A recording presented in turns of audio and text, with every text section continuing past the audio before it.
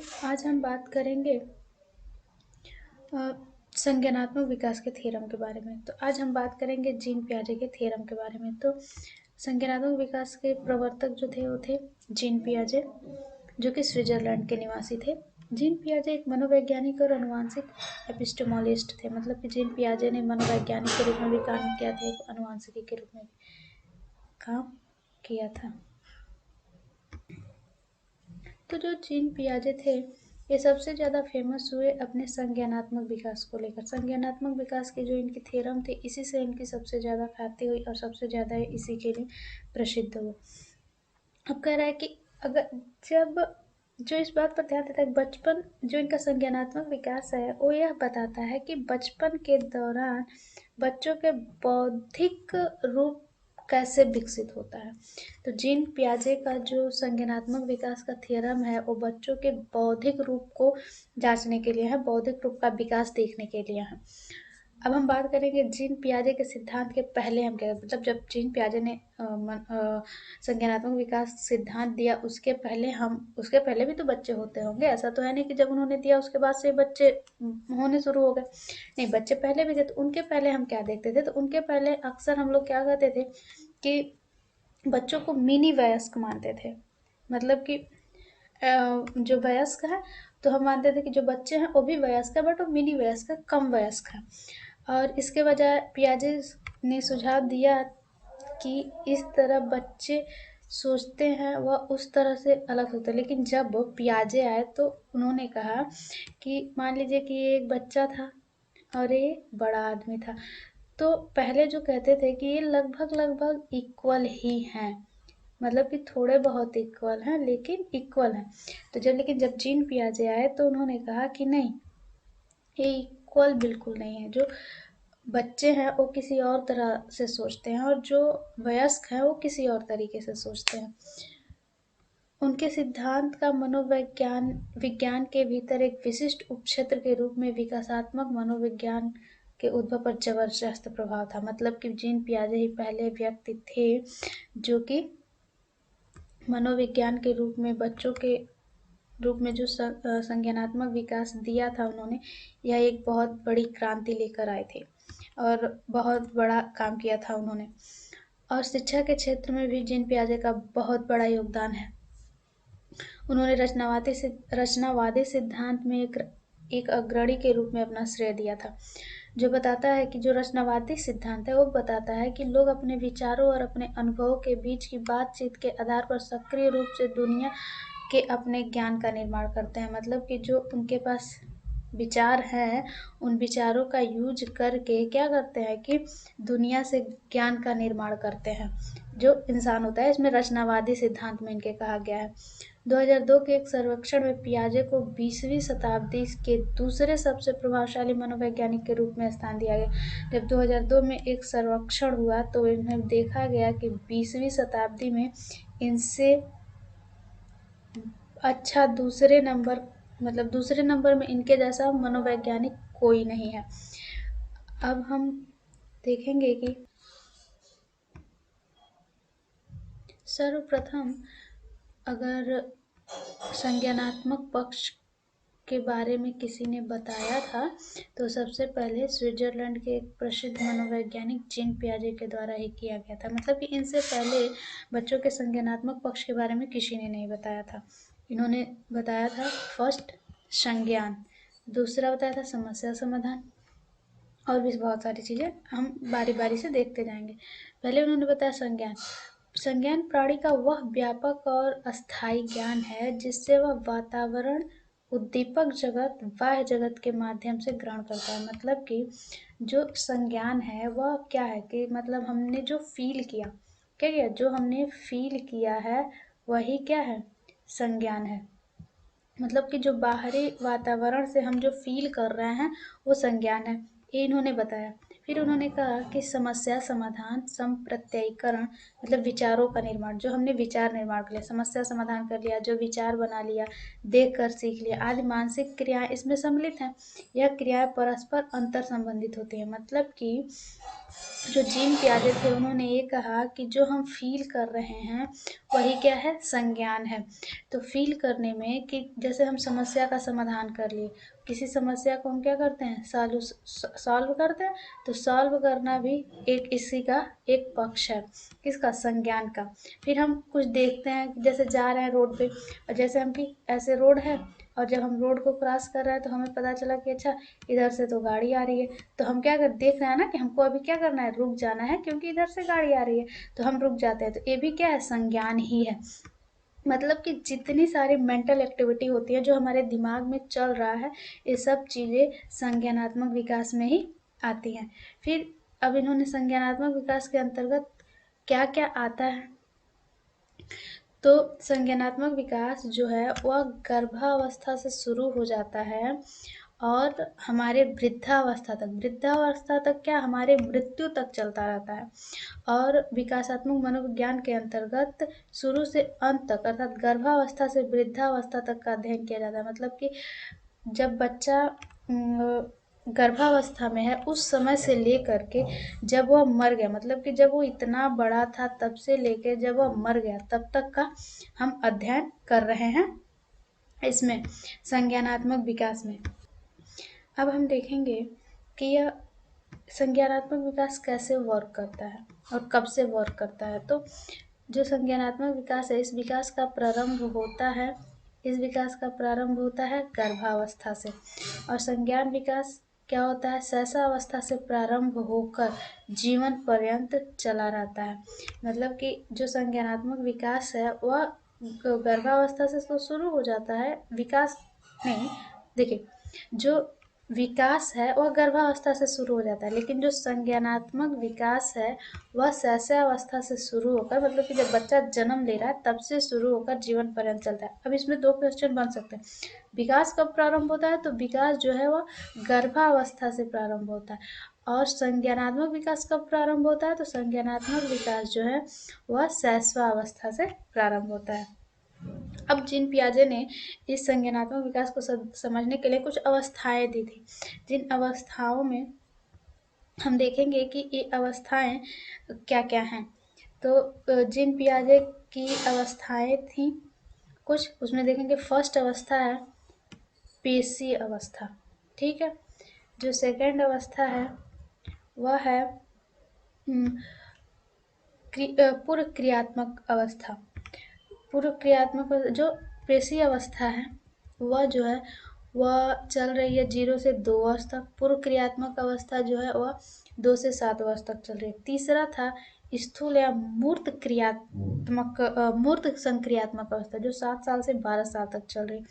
और फोर्थ आता है औपचारिक क्रियात्मक अवस्था, संक्रियात्मक अवस्था, जो कि 12 वर्ष के बाद से हम उसको ले लेते हैं कि चल रही है, ठीक है।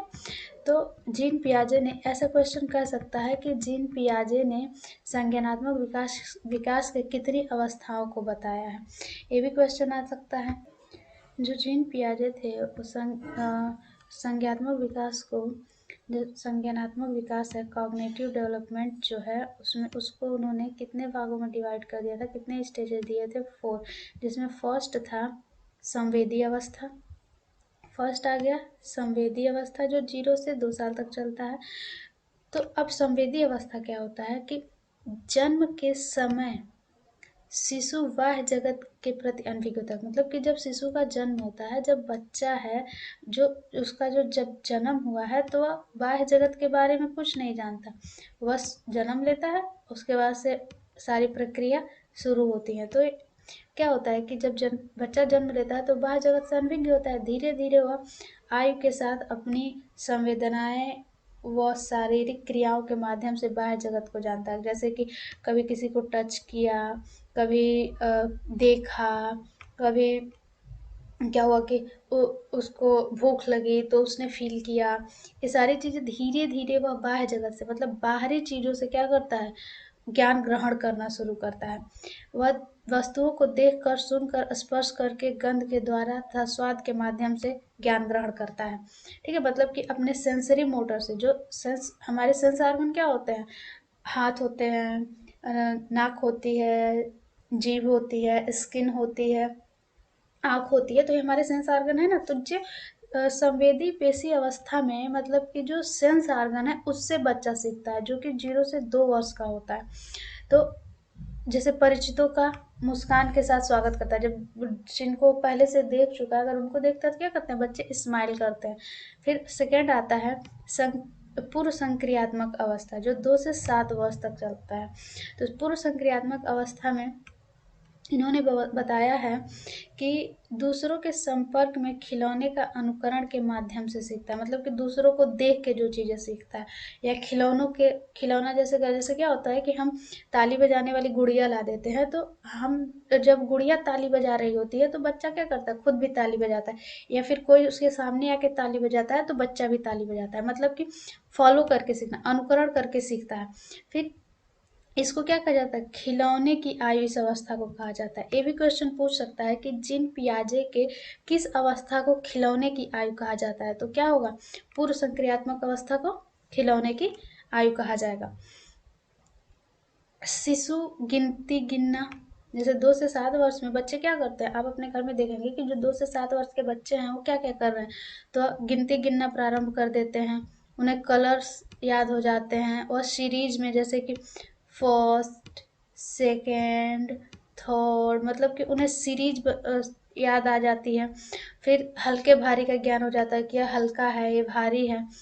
फिर माता पिता की आज्ञा मानना, जैसे मम्मी कहेंगे जो काम करना वो करना शुरू कर देता है, पिताजी जो कहेंगे वो करना शुरू कर देता है। नाम पूछने पर अपने नाम बताएगा, छोटे छोटे कार्यों में आपकी मदद करेगा, जैसे कि कोई चीज़ आपने मांगी तो ला के आपको दे देगा, लेकिन तर्क वितर्क नहीं करेगा।